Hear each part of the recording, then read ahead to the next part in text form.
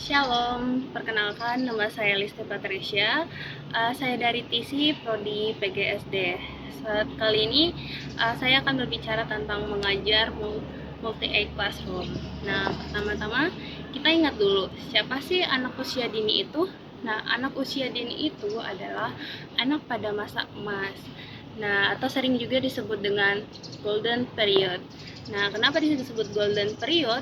Karena di masa inilah perkembangan otak anak berlangsung sangat pesat, begitu.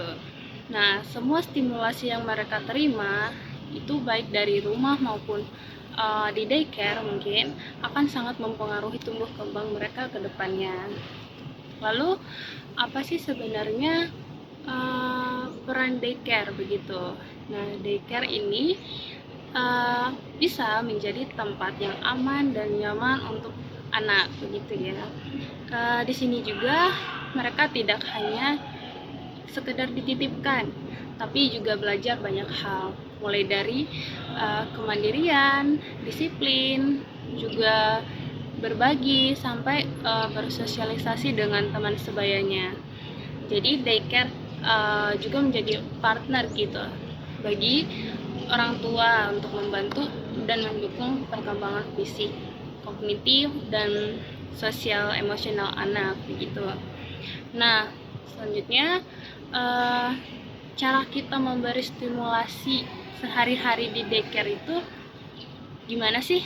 Nah, sini akan saya sebutkan. Yang pertama itu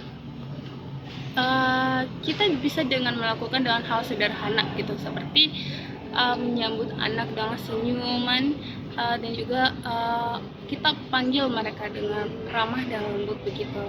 Nah, kita juga bisa ajak mereka untuk bermain aktif begitu, baik motorik kasar seperti berlari, melompat, maupun motorik halusnya seperti menggambar gitu. Selanjutnya ada membacakan cerita.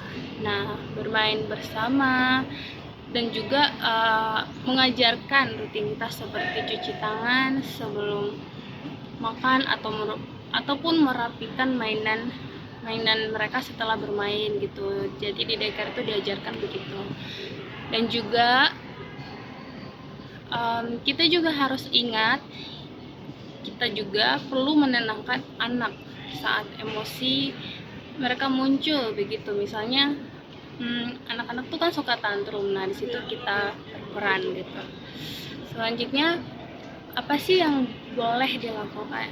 Ada yang boleh dilakukan dan tidak boleh dilakukan di daycare gitu ya.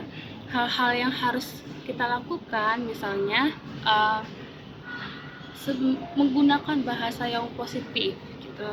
Dengarkan anak dengan sabar, beri pujian yang tulus akan usaha mereka, dan juga jaga keamanan lingkungan.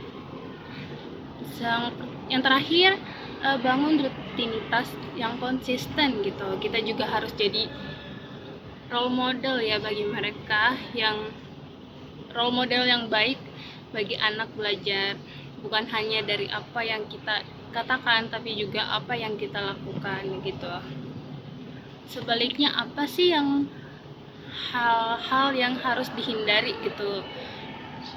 Yang pertama, jangan membentak atau menakut-nakuti anak. Itu paling penting ya. Yang kedua, jangan membandingkan anak yang satu dengan yang lainnya. Atau ada lagi, jangan memberi label negatif seperti ih kamu nakal, kamu pemalas. Itu tidak boleh ya teman-teman. Kita juga tidak boleh mengabaikan emosi mereka, apalagi sampai menggunakan hukuman fisik. Intinya interaksi dengan anak tuh harus sangat sabar deh, dan konsisten tentunya. Oke, jadi